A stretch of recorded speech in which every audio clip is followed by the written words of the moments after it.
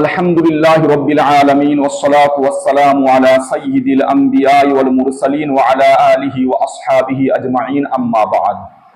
সম্মানিত শ্রোতাবৃন্দদেরকে জানাই আসসালামু আলাইকুম ওয়া রাহমাতুল্লাহি ওয়া বারাকাতুহু।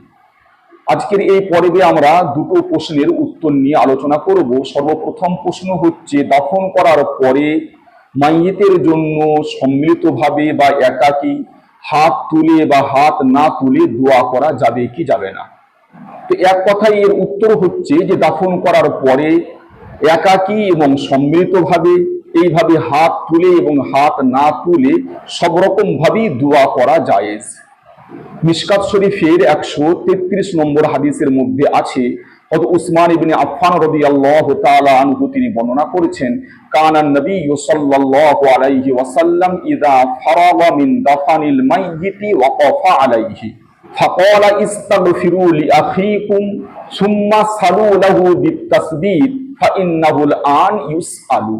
অর্থাৎ আল্লাহ রাসূল সাল্লাল্লাহু আলাইহি ওয়াসাল্লাম যখন কোনো মুর্দাকে দাফন করতেন, তো দাফন করার পরে সেখানে কিছুক্ষণ দাঁড়াতেন এবং সাহাবায়ে কেরামদেরকে বলতেন যে তোমরা তোমার এই মুর্দা ভাইয়ের জন্য আল্লাহর কাছে ক্ষমা চাও এবং তার জন্য কবরে ফেরেশতাদের প্রশ্নের সময় দৃঢ় পথ থাকার জন্য আল্লাহর কাছে দোয়া করো, কারণ এখনই তার কাছে ফেরেশতা এসে তার সওয়াল জবাব শুরু হবে। এই হাদিসের দ্বারা আমরা বুঝতে পারলাম যে দাফন করার পরে আল্লাহ রাসূল সাল্লাল্লাহু আলাইহি ওয়াসাল্লাম নিজেও কিছুক্ষণ দাঁড়াতেন এবং মাইয়িতের জন্য দোয়া করতেন এবং সাহাবায়ে কেরামদেরকেও দোয়া করার জন্য আদেশ দিয়েছেন এবং এই আদেশ বহু বচনের মাধ্যমে দিয়েছেন, অর্থাৎ সেখানে উপস্থিত সমস্ত সাহাবায়ে কেরামদেরকে দোয়া করার জন্য আদেশ দিয়েছেন। তো এর দ্বারাই সম্মিলিতভাবে দোয়া করার প্রমাণ পাওয়া যায়। এই হাদিসের কারণে উলামায়ে কেরামরা লিখেছেন যে দাফন কাজ সম্পূর্ণ হওয়ার পরে কবরের কাছে কিছুক্ষণ দাঁড়িয়ে তার জন্য ক্ষমা প্রার্থনা করা, তার জন্য কুরআন শরীফ পড়ে ইশারে সওয়াব করা, এটা মুস্তাহাব। শুআবুল ঈমান গ্রন্থের 8854 নম্বর হাদিসের মধ্যে আছে যে মাইয়িতকে দাফন করার পরে মাইয়িতের মাথার দিকে দাঁড়িয়ে সূরা ফাতিহা অথবা সূরা বাকারার শুরু থেকে মুফলিহুন পর্যন্ত এবং মাইয়িতের পায়ের দিকে সূরা বাকারার শেষ দু আয়াত চুপে চুপে আস্তে আস্তে তেলাওয়াত করা মুস্তাহাব। আর বুখারী শরীফের বিখ্যাত ভাষ্য গ্রন্থ ফাতহুল বারি কিতাবে 11 নম্বর খণ্ডের 144 নম্বর পৃষ্ঠায় আছে যে আল্লাহ রাসূল সাল্লাল্লাহু আলাইহি ওয়াসাল্লাম এক সাহাবীকে দাফন করার পরে কিবলার দিকে মুখ করে দুই হাত তুলে দোয়া করেছিলেন। তো এর দ্বারাতে হাত তুলে দোয়া করারও প্রমাণ পাওয়া গেল, কিন্তু আল্লাহ রাসূল সাল্লাল্লাহু আলাইহি ওয়াসাল্লামের সাথে অন্যান্য সাহাবায়ে কেরামও হাত তুলে দোয়া করেছিলেন বলে কোনো উল্লেখ ওই হাদিসের মধ্যে পাওয়া যায় না। তাই উলামায়ে কেরামরা লিখছেন যে হাত তুলে যদি দোয়া করতে হয় তো একাকী হাত তুলে দোয়া করাই উত্তম, সম্মিলিতভাবে নয়। তবে যদি কখনো কখনো সম্মিলিতভাবে হাত তুলে দাফন করার পরে দোয়া করা হয় এরও অবকাশ রয়েছে। তবে সেক্ষেত্রে খেয়াল রাখতে হবে যে কবরকে সামনে রেখে কিন্তু হাত তুলে দোয়া করা যাবে না। যদি হাত তুলে দোয়া করতে হয় তাহলে কবর পিছনের দিকে রেখে কিবলার দিকে মুখ করে হাত তুলে দোয়া করা যেতে পারে। দ্বিতীয় প্রশ্ন, যে মাইয়িতের বাড়িতে যাকে গোরখানা বলা হয়, সেই গোরখানা বা মাইয়িতের বাড়িতে খানা খাওয়া যাবে কি যাবে না। তো এই ব্যাপারে শরীয়তের বিধান হচ্ছে এই যে যখন কোনো বাড়িতে কোনো ব্যক্তি মারা গেল, তো যেহেতু বিশেষ করে সেই দিন সেই বাড়ির লোকেরা খুবই দুঃখ কষ্টের মধ্যে থাকে, তাই তার প্রতিবেশীদের কর্তব্য হচ্ছে সেই বাড়ির লোকেদের জন্য এবং যারা দূর থেকে কাফন দাফনে শরীক হওয়ার জন্য আসবে তাদের খানার ব্যবস্থা করা।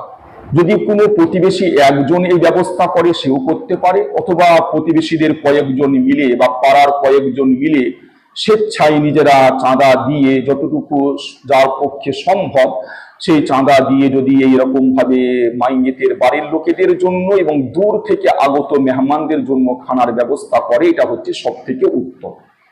কিন্তু এর জন্য কোনো ব্যক্তির কাছ থেকে জোরপূর্বক বা বাধ্যতামূলক কোনো টাকা বা চাঁদা নেওয়া মোটেই জায়েজ নয়।